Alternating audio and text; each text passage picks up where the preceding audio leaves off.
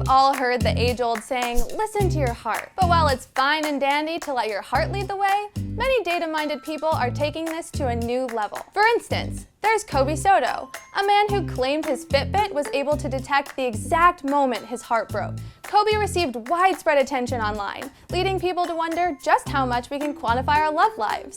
The question is, can a fitness tracker really tell when you fall in or out of love? How does your body react to changes in your love life?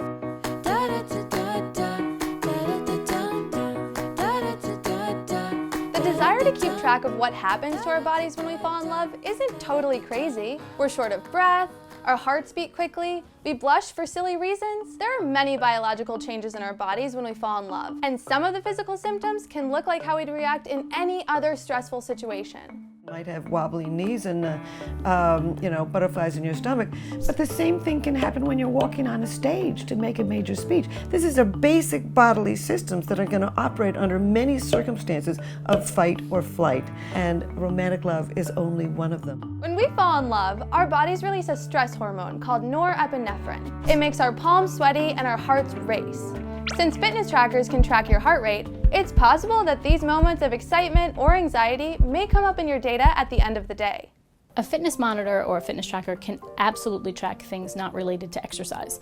So things like anxiety, things like depression, things like sleep, like when you're calm, like when you're feeling excited, that's when your heart rate goes up. And what the fitness tracker is meant to do is to pretty much measure your heart rate as it increases and decreases. So whether it's a feeling of anxiety, a feeling of love, a feeling of playfulness, or a feeling of exercise, it still can track the same way. What I can tell you is it can definitely track if somebody is having those feelings, the feelings of euphoria, those feelings of, oh my God, I can't eat, I can't sleep, I can't do anything but think about this person because you're having this spike in your heart rate. Unfortunately, as some of us have probably learned the hard way, there's a lot more to love than making your heart race. While a fitness tracker might recognize that one very small part of the equation, a different organ is better equipped to differentiate between a crush, a heartbreak, or a brisk walk on the treadmill. We have to go into the brain to find out what's happening in the brain to know about that moment when you fall in love. The euphoria, the focus, the motivation, that's in the brain. So the body will reflect what the brain is doing, and the brain is saying, yes. These basic bodily systems operate under many circumstances. So the basic heart rate pumping up is probably going to be very similar whether you just ran around Central Park for several miles or whether somebody just told you that they loved you. What's different is what the brain does with it. And when you're out exercising, you think, oh, great, I got some exercise. But when your heart is pounding because somebody just told you that they loved you, your cortex is going, oh, wow, what'll we do next?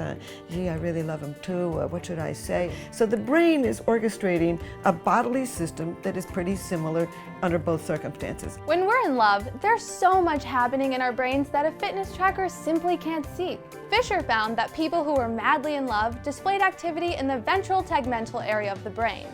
This region is a dopamine factory and an integral part of the reward system. Dopamine regulates motivation and feelings of pleasure, elements of falling in love that can't be measured by your fitness tracker. But dopamine isn't the only euphoria-inducing chemical released when you fall in love. So is vasopressin, a chemical that helps forge a bond between partners. It makes us want to protect the person we love. Another hormone released is adrenaline, which causes focused attention, craving, and elation. But norepinephrine, dopamine, vasopressin, and adrenaline all make our heart rates increase, in addition to making us feel on top of the world. So can a fitness tracker tell when you're falling in love? In an extremely simple way, yes. But even though love is a lot more complicated than just following your heart, that doesn't make it any less awesome. You can know every single ingredient in a piece of chocolate cake, but when you sit down and eat that cake, you feel that joy.